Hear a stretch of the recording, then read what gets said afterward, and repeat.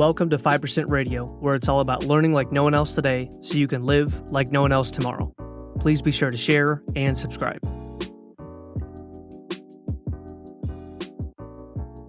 What's up, 5%ers, and welcome back to another episode of the 5% Radio Podcast. Today is episode number 74, and I want to talk to you about the power of written goals based on multiple studies, Jim Carrey's personal story, and my own experience. So what if there was something that you learned when you were in kindergarten that could help you succeed faster? Well, that is exactly what we're going to be diving into, and some key takeaways from today's episode will be the following: exploring the power of written goals and how they can shape our future to help our chances of success, how the simple act of putting pen to paper does make a difference, studies conducted on goal setting, what the data in these studies actually said, and more importantly, how you can take it and apply it to your own personal life. We'll break down a simple goal creation framework to help give you a clear roadmap to apply this knowledge starting today. And I'll also share some personal experiences of how this information has helped my wife and I achieve countless goals to date, and then how the famous actor Jim Carrey used this to become wildly successful. So stick around, because this could be an episode that, at the risk of sounding cliche, could literally change the way that you operate in your life. Before we dive into that, though, guys, I want to let you know that I am super stoked for the 5% media stuff that's going to be coming on TikTok, YouTube, Instagram, just all that different stuff. Again, I do have a written goal in place to accomplish first before we start that, so I have to make sure that I focus, because distraction is often more the thing that kills your success than anything else. And focus is not what you say yes to, but it's everything else that you say no to. So I've literally got a spreadsheet where every single time I get an idea, to keep myself from squirreling and doing shiny object syndrome, basically taking away from my main focus of what is our primary income producer right now, I have to make sure that I keep first things first and keep the main thing the main thing. But I literally have a spreadsheet that I'm constantly adding ideas to. I've got video titles, video ideas, notes, all that stuff, thumbnail ideas, like everything ready to go. I just have to wait until I hit that written goal to actually make sure that I have the time and income allocation to devote into that passion project to get you guys more content, to get you guys things you can see. And some of you will actually be able to see my face for the first time. Could be a good thing, could be a bad thing. It depends.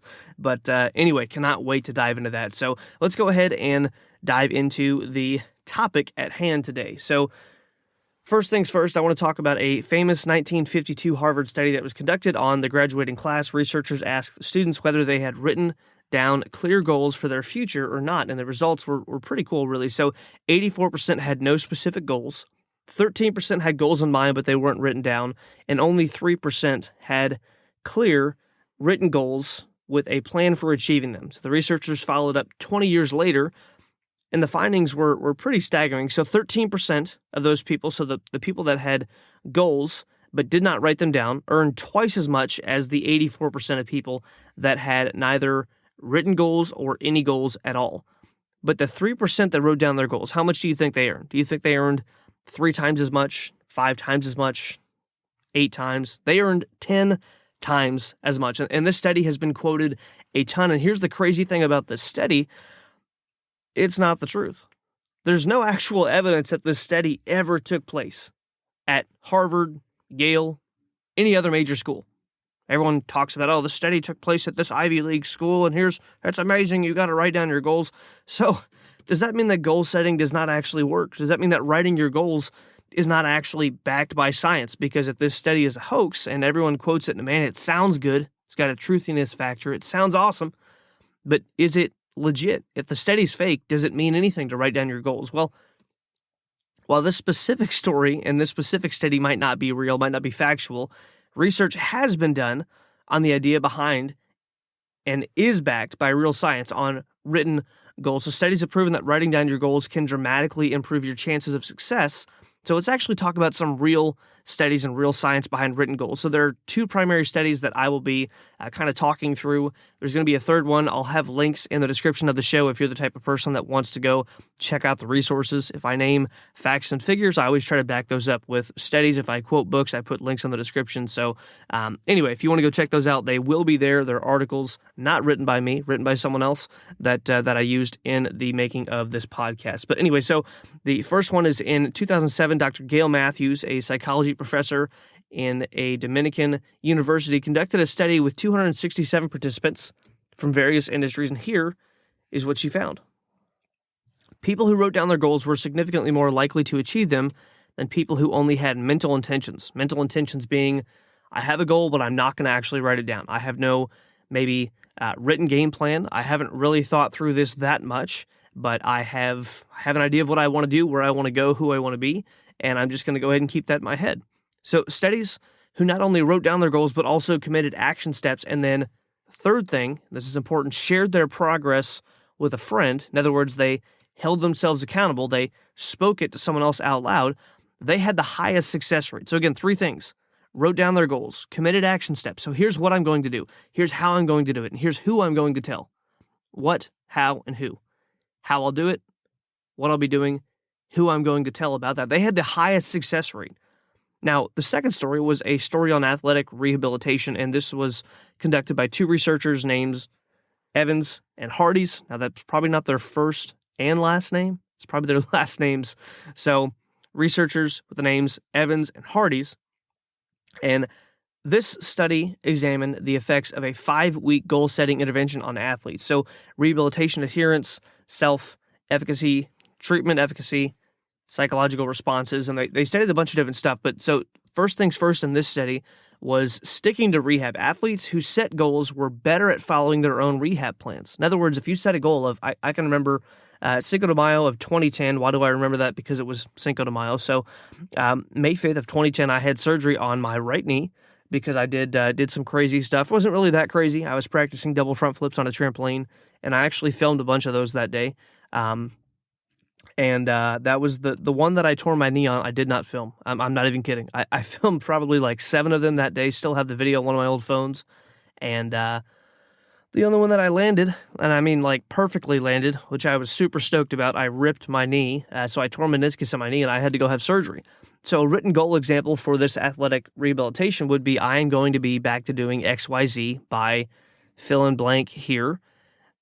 And then my game plan is, these supplements, this rigorous physical therapy routine, and then this gym routine once I'm healed up. So that would be an example of that. So I have gone through this, and I can tell you that actually having a goal of I'm getting back to this thing does make a difference. I didn't write mine down. I was 15, had not read any of this stuff yet, didn't learn any of this. But if you're 15 listening to this, then guess what? You are way ahead of where I was at. So number 2, the second thing they took out of the study was these people felt more confident. So writing down goals made the athletes believe in themselves more. Well, Jesse, that sounds kind of hokey. Why do you need to believe in yourself? Who cares?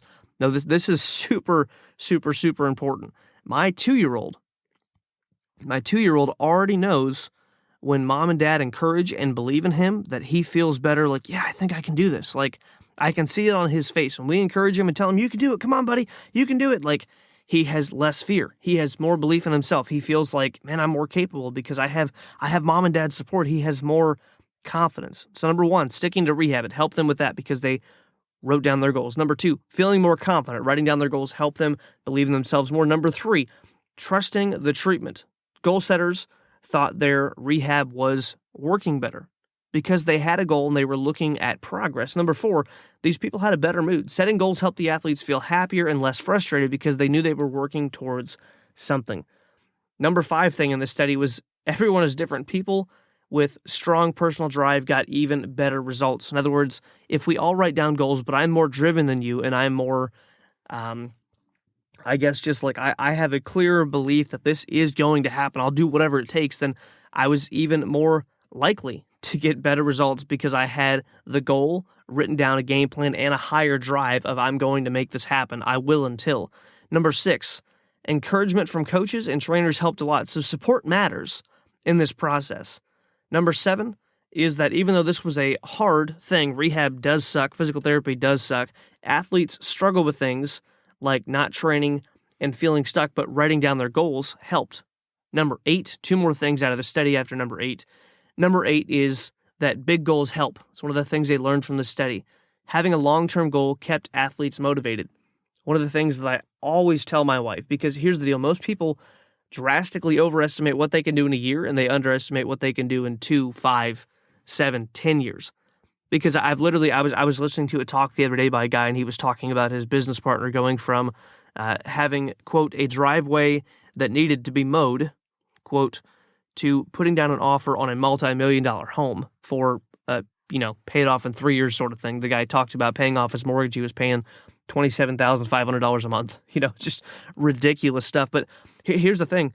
Long-term vision with consistent daily action and a short-term focus on, okay, we're going to get this because this is this part of the process, and then we'll do this, and this is this part of the process, and then we'll do this. So one of the things that I always tell my wife, and it drove her nuts, we were getting out of debt, and I'll talk about this later because we wrote down that goal, and the math did not add up. Like what we made and what we needed to pay off in that time frame did not add up, but I wasn't concerned about it. Not because the universe was going to align and, magically, like not because of any of that weird stuff, but I knew that if we had the goal, things would present themselves, things would come out of nowhere that we were not expecting, and guess what? They did. And we actually got out of debt earlier, a month earlier. Even though the math didn't add up with the original time frame, we got out of debt 30 days earlier than we had originally planned. And I always told her it's going to be long-term vision with consistent action in the same direction, short-term focus, long-term goals. So the exact phrase, that I told her was consistent action in the same direction with short-term focus and long-term goals, over and over and over and over and over again. And guess what? It worked. Number 9, wrapping up what they learned from this study, was that goals keep you focused. Setting goals help the athlete stay on track and stay in control, because they knew that I have something that I'm working towards and I have to stay focused on that thing. It's not just that I'm going to therapy to go to therapy. I'm going to therapy because this is part of my game plan to accomplish this outcome. And number 10, just kind of an overall synopsis of the study, is that it works. Goal setting made rehab easier, faster, and more successful. Additionally, there was a study done by the ASTD, which is a strange name, but the abbreviation stands for the American Society for Training and Development. Anyway, they found that having an accountability partner increased the chances of achieving a goal by up to 95%, which is crazy. So that leads me to ask you this before we dive into the third piece of this episode. Is there anyone that you've told about your goal? Do you have a mentor? Do you have a coach? Do you have a friend that you're maybe kind of like a buddy in the hole with you, that you guys are encouraging each other, and you know that you both want to go to this place, but you guys are both talking about it all the time, and you're telling him, man, I'm doing this. And I actually have a guy that I follow in the marketing world. I haven't really followed him lately. One of the things is just kind of a side note. There are different types of content. There's things that can entertain you, there's things that can educate you, and there's things that can just downright be distracting. One of the things that I've noticed, and this is some of my absolute favorite people, I have 3 guys that I'm thinking of right now, some of my absolute favorite content creators, but every single time I listen to their stuff, I want to change my business model. Not in a good way. Like, it's not going to lead me to what I want. It's not going to lead me to the 5% life of complete freedom and working 10 hours a week, to make a certain amount of money, profit per week, per month, and have a certain amount of money in the bank and live this freedom lifestyle where I can do what I want, when I want, where I want, with who I want, how I want. It's not going to lead me to that. So I've actually backed off on, basically ingesting their content, even though I love their content. The entertainment and the education value are all 3 there, but the distraction value is too big. So there's things that you'll listen to, and there's things that you'll watch, that you'll consume, that you're like, man, this is great content, but if it's pulling you away from your goal, then it probably needs to be something that you either limit or cut out. And I've had to learn this the hard way. I've literally wasted years getting off track on my goals because someone put out a few videos and I'm like, oh, I know I can make this work, which is true. And then I told people and I'm like, oh, I know I can make this work. And they're like, yeah, you totally could. And then I go do it. And then I'm like, oh, this didn't lead me to what I actually wanted. So you've got to be careful about what you ingest, what you put in front of you, and the goals that you allow yourself to set. Because when you set goals, you set your focus. It's like setting an address on a GPS. Like I'm telling my GPS, my phone, I want to go to this place. When I set a written goal, I'm telling my brain, this is where I want to go. And then it starts looking for ways to get me there. And I'll talk more about this in a second, but you got to make sure that you actually put in the address of the place that you want to go. Otherwise, you're going to end up somewhere and it may not be where you wanted. Third thing that we'll talk about is the 4 key ingredients to goal setting. All right, so now that we've talked about a couple real studies and a fake but really good sounding study, let's talk about what Dr. Matthews found in her study. So she actually found that the most successful participants followed a 4-step process to achieve their goals. And it goes like this.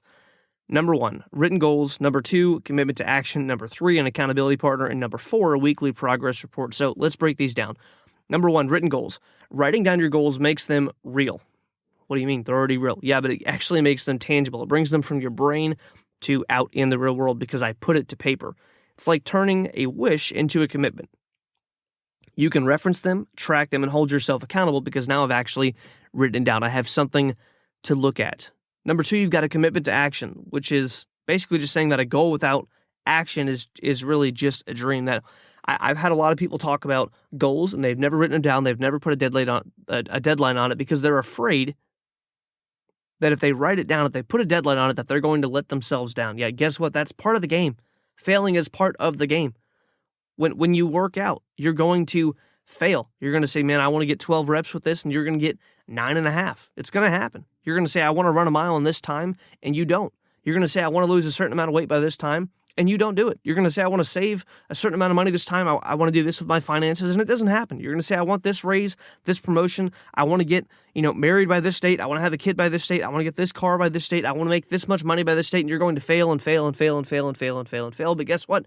You wrote it down. You made a game plan. You can go ahead and go back at it again. Just like the episode that I talked about. I believe it's episode number 16. The PDCA, plan, do, check, adjust. I make a plan. I do the plan. I check my results, and then I adjust and I do it over and over and over and over. A goal without action is just a dream. Clearly define the steps needed to make progress and follow through on those steps every single day.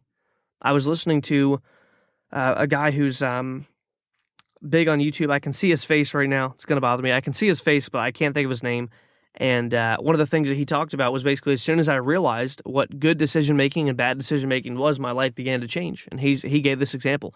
He said, I understood that if I want to get six-pack abs and I go out to eat, if I get, a fried chicken sandwich, that takes me further away from my goal. If I get a grilled chicken, salad, that takes me closer to my goal. So that it's that simple. As soon as you realize what you want, and then you begin to make decisions based on what will take you closer to that, or make decisions intentionally avoid decisions based on what will take you further away. That's literally all you have to do.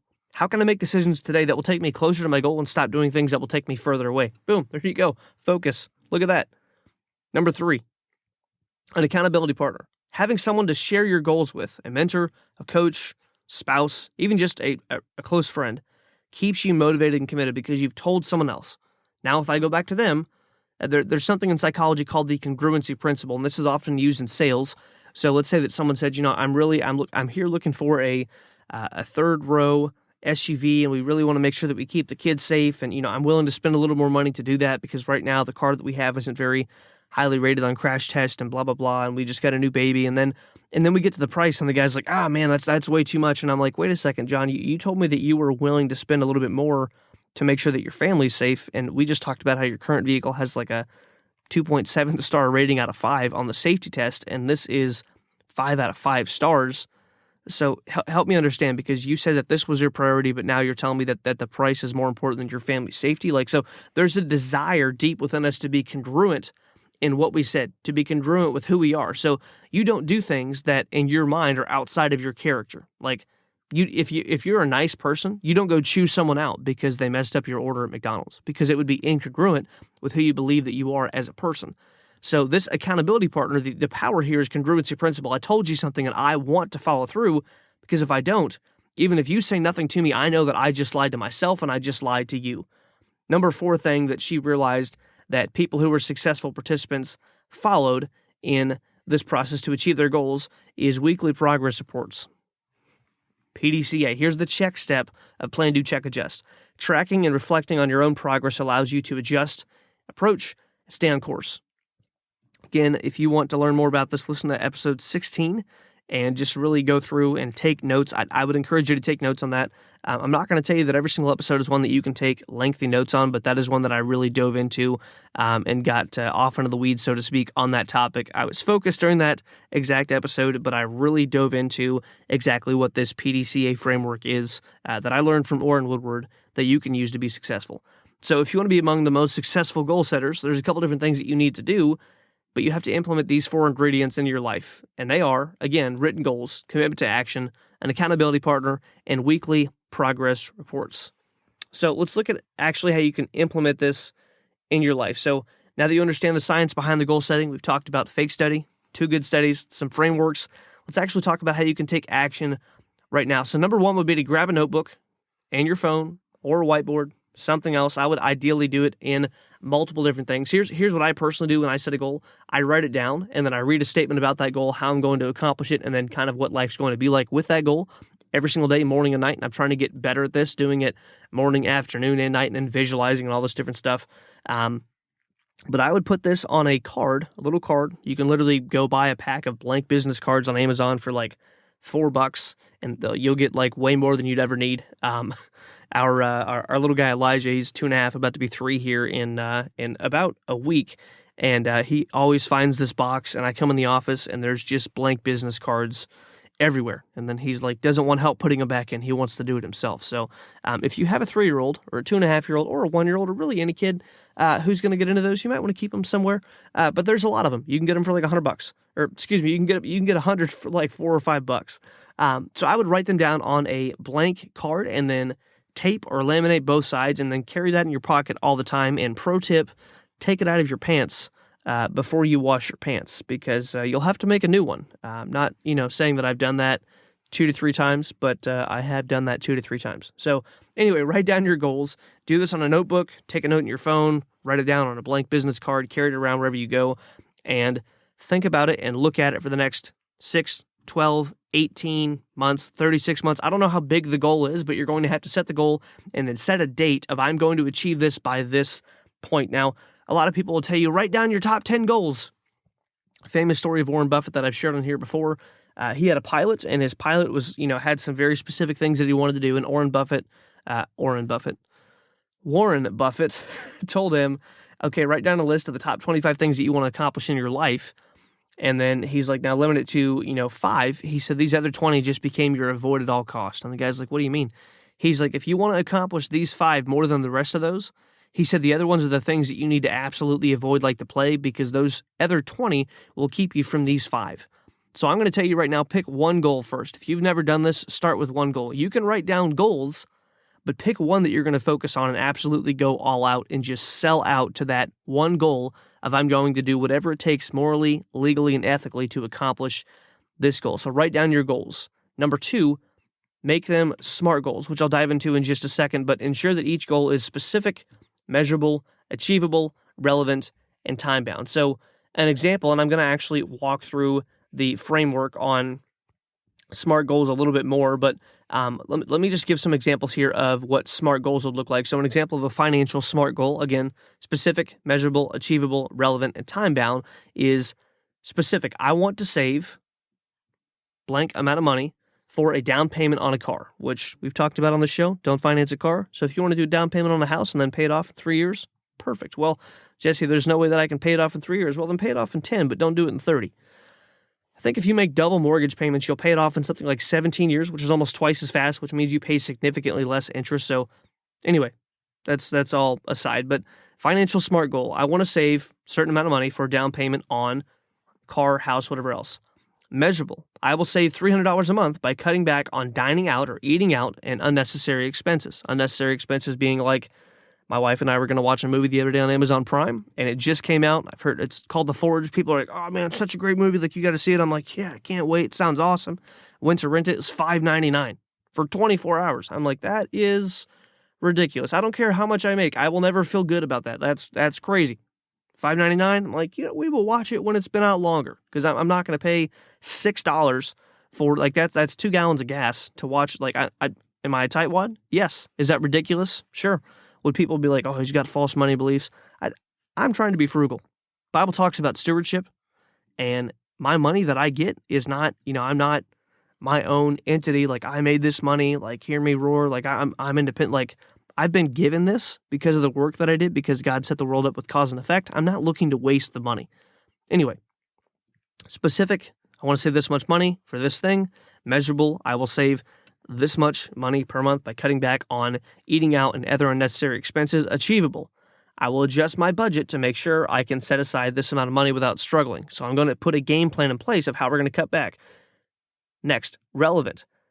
Buying a car will help me get to work more easily and improve my daily life. So why does this matter? Does it, like, is this just a willy-nilly, like, yeah, it'd be cool, Cool to get a new car. Like, what's the purpose behind the goal? And then time bound, I will save $3,600, $300 a month in 12 months to have enough money for a solid down payment. Now, obviously, if you're doing this with a house, I don't think you're going to be able to get anything quality for a home for $3,600, but that's between you and whoever you want to buy the house from. But anyway, another example of a smart goal in the area of, let's say, fitness is I want to lose 10 pounds to build muscle for better overall health. Now, there's not a date attached to this. We'll get to that in a second. Measurable, I will work out 45 minutes 5 times a week and track my weekly weight. You could also track your calories. You could say, I'll work out this many minutes a day on these days a week, track my calories, and track my weight. So that'd be 4 things. That would be even more measurable. Achievable, I will follow a balanced diet. Here we go. Here's nutrition and an exercise plan that fits my schedule and abilities. Achievable meaning what's the likelihood? So there's like probability, and then there's like fantasy land. Like, yeah, I'm going to work out 7 days a week, 2 hours a day, and I'm only going to eat raw tuna. And like, there's all this like, sounds good, feels good. Like I'm going to drink raw eggs like Rocky every morning. And then you get like 2 days in and you're like, dude, this is disgusting. I don't want to wake up at 3 a.m. I don't feel motivated today. So achievable, the achievability factor of your goal is how likely are you to actually follow through on this? So make sure it's something that you can see. Like, yeah, I might have to be a little more disciplined, but I think I can do this. Relevant. Losing weight and gaining strength will help me feel better, have more energy, look better, etc. Time bound, I will reach this goal within 10 weeks by sticking to my plan consistently. 10 pounds in 10 weeks absolutely is achievable. Takes 3,500 calories to burn 1 pound of fat. That means you have a caloric deficit of 500 calories per day times 7 days, 3,500 calories. Anyway, nerdy stuff there, but totally makes sense. So I want to tell you some personal experiences that my wife and I have used with written goals and how they've actually worked for us, because you might be wondering, does he do what he teaches? Yes, I practice what I preach. So when my wife and I were looking to get out of debt the first time, you've done it multiple times, Jesse? Yes, we have. So when we were looking to get out of debt the first time, this is when we still had jobs and I had not gone self-employed yet. I had my business on the side, but I was working. It was super fun. So here's what I did. It was really cool. I worked a job, and then I also worked my business, and I would wake up at 6 a.m., and I would work before work, and then I would go into work, and then I would work on my lunch break if I wasn't going to the gym that day, and then I would come home, and I would spend a little bit of time with my wife, and then I would work until about midnight. It was awesome. Highly recommend it, but guess what? It worked, and we actually did hit our goals. So we had a goal to get out of debt in 19 months. I think the original goal was like 20 or 21 months, but we had this goal to pay off. It was like $47,000, $47,500 or $46,500 of debt. We used a phenomenal program called the Financial Fitness Program, introduced to us by a buddy, and that helped us tremendously. But we went through this, and we looked at it, and she's like, the math does not add up. I'm like, that's cool. And she's like, we don't make enough money per month. And I'm like, that's cool. I believe this is going to happen. And like, people are like, I feel it in my bones. Like, I wouldn't say that, but I did truly feel like we are going to find a way to make this happen. We ended up doing that. We only made about $48,000 a year at the time, like on an average month. Now I had a base pay plus commission job, but we didn't really get commission a whole lot. I don't think things were paid out like they should have been, and we didn't really get commission a whole lot. And another story for another time. But when we did get commission checks, 100% of those went towards debt. 100%.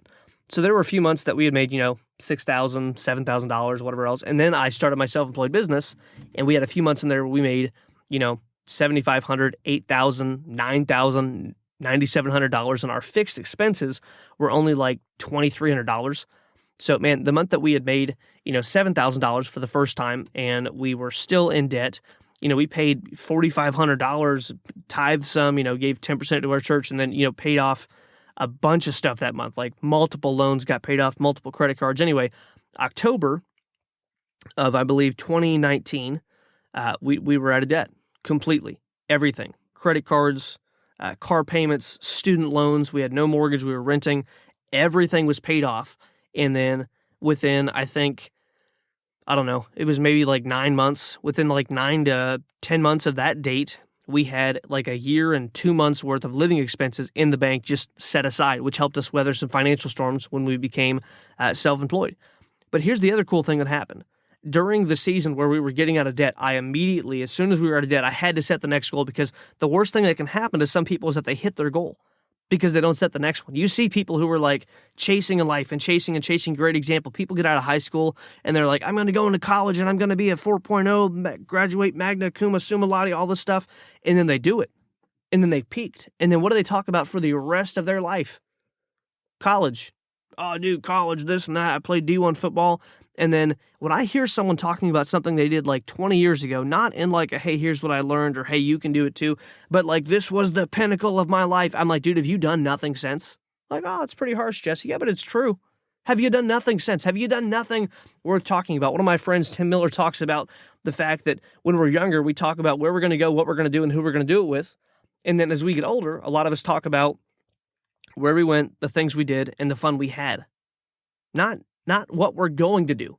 See, if you're talking about something in high school still, like, oh, dude, I remember we went to the state finals, and that's still like the pinnacle of your life, like, buddy, move on. You got more in you. You got more in the tank. That'd be like if I had a vehicle, and they're like, look, you can, I got a private jet, you can fly it wherever you want, and I live in Miami, Florida, and I'm like, you know what I'm going to do? Dude, I'm going to fly to Pensacola. And they're like, no, like, you can literally fly wherever you want. We will refuel you as many times as you want. I'm like, I know, but I only want to fly there. Like, and then I'm going to talk about how incredible the flight was. And someone's like, dude, where could you have flown? Like, oh, anywhere I wanted. Like, why didn't you go to like Maui or Bora Bora? Like, dude, you don't understand. Like, I went 2 hours away. Like, it was nuts. Like, you'd be like, this person has problems. So I don't want you to peak. High school should not have been your all in all. Like, oh, look what I did. College, that one promotion, the one sale you closed. Like, move on to bigger and better things in your life. But I immediately started setting a goal of I'm going to make 10 grand a month. And I literally wrote this goal down probably, I don't know, 50 times a day, 20 to 50 times a day. I wrote it down in the morning and I wrote it down in the evening. First thing, I would sit down and I'm a little bit, I'm not really OCD, but I like to do just kind of weird things. So I'm like, I'm going to write it with my left hand. It'll be good practice. So I wrote down, I make $10,000 per month. I make $10,000 per month over and over and over and over and over and over and over. And then I would read an affirmation statement around my goals, how it was going to happen, when it was going to happen, what life was going to be like. I would talk about, man, I'm so happy and grateful for the fact that we make this much money per month doing this exact task and we have this much money in the bank. And guess what? We got so close so quickly to making $10,000 a month. And then my brain was like, we're close. And I stopped writing it down. Are you going to tell me that you stopped writing it down, so you stopped? Like, yeah, we stopped progressing because I was like, oh, like, this is incredible. I hit my goal. I had not set the next one. I was never like, I'm going to make 10 grand a month, and then I'm going to get $100,000 in the bank. I'm going to make 10 grand a month, and then I'm going to make 15 grand a month. I'm going to make 10 grand a month, and then I'm going to back down to working even less hours a week. I didn't have the next goal. I was just like, dude, it'd be cool to make 10 grand. And then we got to $9,700 a month, and I was like, like, we hit it, and then I quit writing it down, and then I quit focusing on it. And our income went backwards for quite a while, because I was not focusing on it. Guess what? Just recently, I started doing this again with a totally different goal. And the goal is really based around a certain amount of income profit, like take home after all expenses, contractors, softwares, agency bills, all that kind of stuff. After everything is paid, I have a goal to make this much money per month, take home, working only 10 hours a week. So here's the goal. I'm going to make this much money, profit, take home, after everything's paid. So there's top line and bottom line. Top line is what everyone quotes. They're like, oh, dude, my business does $70,000 a month. They don't tell you that they only kept $8 grand that month. But so top line, I'm going to make who cares what, but bottom line, I want to make this specific number per month. And then the constraint, I want to do that while only doing X. I want to do that while only working 10 hours a week. And then my other goal is to have 2 years of living expenses in the bank ASAP. And I have all these goals. So I want to make this much money, profit, working only this many hours, and I want to do that by this date with this much money in the bank, set aside, not savings, not I'm going to buy a car, nothing, just like emergency liquid, if anything happens, okay? So I had that goal, and the second that I started doing this again, our income literally almost doubled that month. And I'm not going to get hokey and mystical about it, but like there's something to written goals. Speaking of there's something to written goals, as I wrap up here, Jim Carrey used this years and years and years ago. So 1985, Jim Carrey was a broke, struggling, trying to make it actor, and he drove up to, I think it's Mulholland Hill Drive, where the Hollywood sign is. He drove up there, and he's like, man, I've got to make it to be amazing to pay the rent, but he wasn't focused on his problems. So you can focus on your problems. You can focus on the little things that you are not currently doing properly in your life. You can focus on the fact that bills are tight. You can focus on the fact that health is not good. You can focus on the fact that your marriage might be going through struggles. You can focus on the fact that you may have problems at work. You can focus on all these different things, or you can focus on where you want to go. My GPS does not ask me, hey, what distractions would you like to make along the way? So you want to get there in 9 hours? Would you like us to stop 8 times? Like, no. My GPS is like, look, you want to go to this place? We will get you there as soon as possible. Just tell us where to go. Your brain's the same way. Focus is saying no to everything else. He was choosing to say no to his current circumstances because people are often in a hurry. This comes from a book, As a Man Thinketh. People are often in a hurry or excited to change their circumstances, but they shy away from changing themselves. So Jim Carrey was willing to do whatever it took. And he wrote a check for Thanksgiving of 1995. This was in 1985, I believe he wrote it, or 1986. Like literally a decade of work. He wrote this check for $10 million for quote-unquote acting services rendered. And he carried it around in his wallet for all those years. In 1996, he made $20 million just off Larry the Cable Guy. $20 million. Missed it by a year. I think his first movie, he made like less than $500,000. Poor guy, only $500,000. But like, look at this. He wrote a check. A decade later, it was for $10 million, acting services rendered. He was going to make it as an actor. He went into acting because his dad told him, son, you're one of the funniest people I know. I know you can do it. You got so much talent. And he almost quit. He almost went back to Canada. He almost gave up. Barely making rent, just doing all kind like crap that you'd be embarrassed of for people to see you. Like your friends are going to college or university, I think is what they call it in Canada. Like they're going to college, they're doing the job thing, like they're already making money, and you're just struggling, feeling like a loser, driving a piece of junk car, trying to make your way in life, having a dream. And there's so many people that don't believe in you. So many people that tell you get your head out of the sand. So many people get your head out of the clouds. It's never going to happen. Just do the job thing, man. You're sharp. You've got this. You could go get a good career. But he wrote the check and he visualized it every single day. And because his dad was the biggest believer in him, when his dad died, he put that $10 million check that he had carried around in his wallet for years and years and years and years and years. He put that in the coffin with his dad because his dad was his greatest fan, greatest inspiration, and just believed in him so much. So guys, as we wrap up, I want you to set a goal, write it down, create an action plan, find an accountability partner, and then PDCA, review and adjust weekly. What is stopping you from taking action? Because the only thing, you got to find that out, because the only thing between you and success is a clear written plan and commitment to actually follow through on that plan. Start today. Write down the goal, take action, take the chance, watch your success happen, plan, do, check, and adjust. If you want to learn more about this, you can reference episode 16 on this show or episode 17 on this show. And you can also look at the studies that I have in the description of Dr. Gail Matthews, and then a couple other studies that I've referenced here in this talk. And guys, I enjoyed being with you for this episode. If you enjoyed, make sure to subscribe, share the episode, leave a review, get this in front of other people because more people need this type of information. And I will see you in the next episode.